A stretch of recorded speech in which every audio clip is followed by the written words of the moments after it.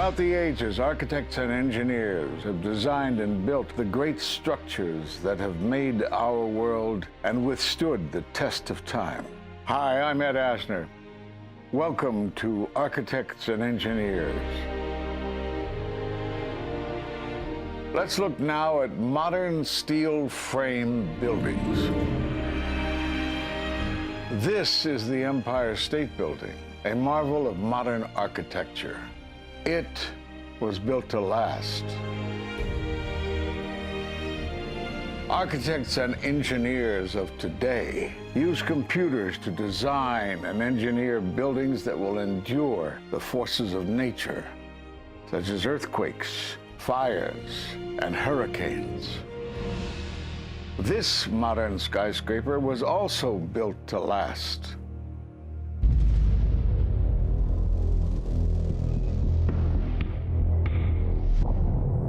We've seen buildings completely destroyed like this before, but only when done intentionally. Danny Jowenko is the expert on this in Europe. What did he say? Dit is controlled demolition. Zeker weten. Zeker weten.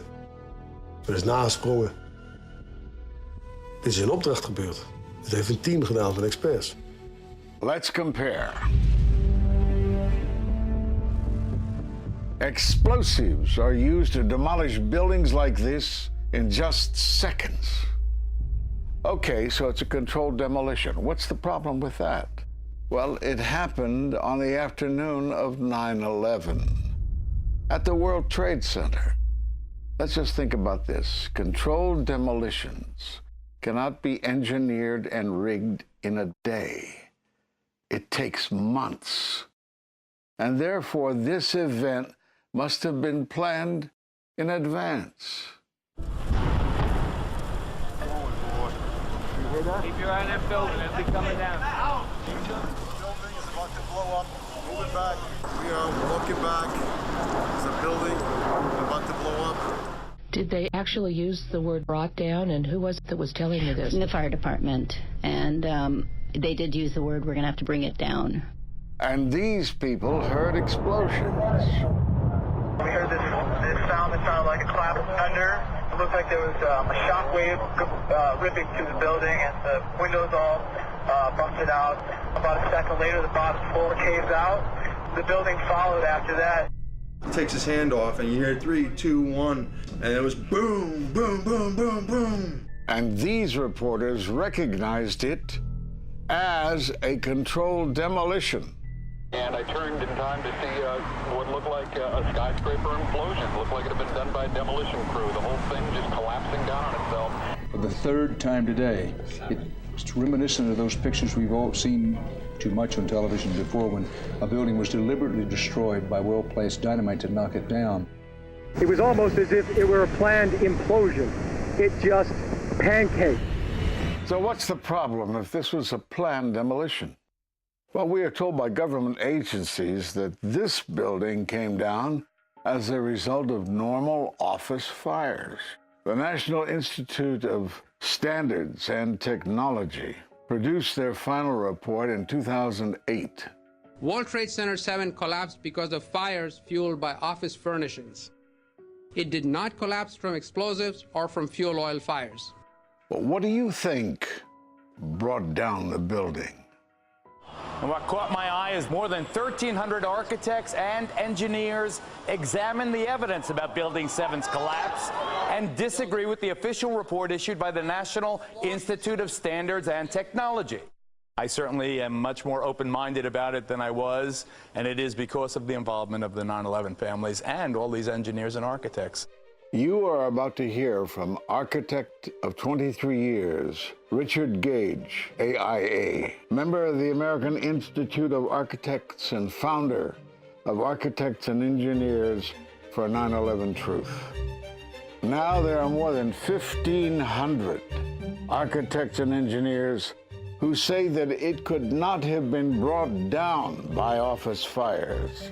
They are backed by 9/11 family members who are calling for an independent, unbiased investigation. I'm Richard Gage.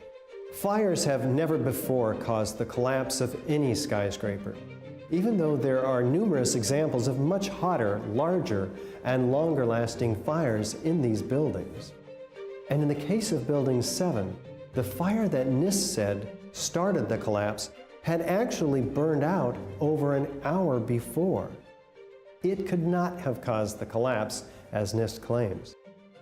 Yet this 47-story, modern steel-frame skyscraper, which was not hit by an airplane, collapses mostly into its own footprint like a house of cards, as fast as a bowling ball falling off the side of the building, in just under 7 seconds. Listen to the experts. Building number 7 descended in free fall for the first 100 feet, which means that there was absolutely no resistance to the descent whatsoever. NIST has admitted it went into free fall for 8 stories. And going from motionless to free fall instantly, that's a bothersome part of the puzzle because NIST never explained it. We've got a building that came down in its own footprint, so all of the columns really needed to be severed at the same time in order for that structure to fall the way that we saw. The symmetry is the smoking gun.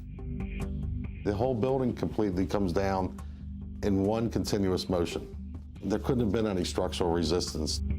According to NIST, the failure occurred at column 79 on level 12. They're talking about a single columnar collapse or failure that resulted in a total collapse of the building. It is possible that you could have a local failure as a result of a connection failing. But the likelihood of that failure dragging the entire building in such a fashion that all the columns would fail at the same time is an impossibility. Impossibility? Yes. What I saw, it was a classic implosion. The center of the core, the penthouse area, starts to move first, and then the building follows along with it. I'd like to know why NIST excluded the document from FEMA in Appendix C that documented the evidence of melting steel. Why is this forensic evidence not being included in the report? In an office fire, you cannot generate enough heat to melt steel. And yet we have evidence of molten iron. R.J. Lee Company, USGS, and Dr. Stephen Jones's work, all three separately found these microspheres. In the dust, we found what we characterize as unreacted thermitic material in the shape of some very tiny red-gray chips, which have different properties, and in the reaction they produce molten iron, which is the prime indication of a thermitic reaction. And such a reaction can be used to destroy steel structures.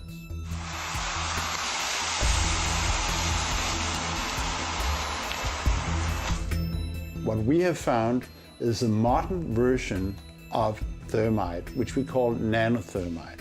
There were these iron microspheres present in all of the dust samples that needed to have been formed in extremely high temperatures. I've independently seen thermitic activity within 2 separate independent samples of World Trade Center dust. My contention, based on finding thermite residue in the dust, is that it happened before. It didn't happen after in the fires that ensued in the rubble pile afterwards. All the characteristics of the microspheres tell me that thermite was involved in melting those steel beams. So thermite, if it was present at the World Trade Center and created this molten metal that so many witnesses and photographic evidence shows, would also explain the fact that the fires could not be put out at Ground Zero. The only thing that is consistent with all of the evidence that we have that could cause such a thing is the use of thermite to cut through the steel. You'd get down below and you'd see molten steel running down the channel rails. Like you're in a foundry. Yeah. Like lava. Like it was lava. From a volcano. Well, the manual gets into thermite, and if it says if you have melted steel or concrete, which we had on 9/11. We should test for it. It's this fused element of steel, molten steel and concrete and all of these things all fused by the heat into one single element. We're asking for an investigation that follows national standards. There's no excuse to not test for this. If terrorists use explosives in '93, why didn't we test for them? If all these witnesses heard explosions, why aren't we testing for them? NIST concedes that they found no evidence for explosives. So then we asked them, well, did you look? And they said, no, we did not look for explosives or residues of explosives. So the preconceived notion of NIST is that there's no evidence for explosives, and so there's no point in looking. That is the most unscientific thing that you can possibly think of, not to look because you don't expect to find evidence, and in fact the evidence is overwhelming. They state these conclusions for which there's virtually no evidence, and then they ignore conclusions that can be drawn from the evidence. The Freedom of Information Act request to NIST was denied with the claim that releasing this data might jeopardize public safety. How could it possibly jeopardize public safety? The destruction of evidence was a criminal act in itself. It was already being carted away and destroyed when the FEMA investigators got there about a month after September 11th. You can't do science when you are deprived of the evidence and when your hypothesis is the least valid instead of the most likely. When the most likely hypothesis in the case of Building 7 wasn't even mentioned. This is not science.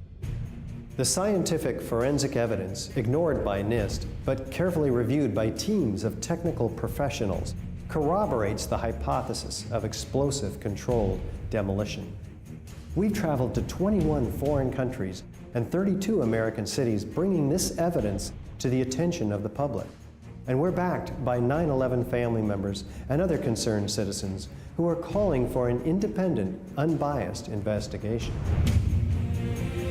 I'm a family member trying to find out the answers to the murder of 3,000 plus people. The bottom line is that it needs to be investigated properly. Please look at architects and engineers. People all around the world, scientists all around the world are questioning this. And there's some deep, deep explaining to do. It took some kind of consciousness raising on my part before I was willing to look at the possibilities. And really, you need to go where the evidence leads. As an engineer, and I have 3 degrees in engineering, I signed that petition for architects and engineers for 9/11 Truth some time ago because the American people absolutely need the truth of 9/11. Look at the evidence. In fact, I'll say this very categorically. Any reasonable person who looks at the evidence that's been brought forward has got to come away with the feeling that something has to be done, a real investigation has to be put forward. We will never heal. This country will never, ever, ever forget that day.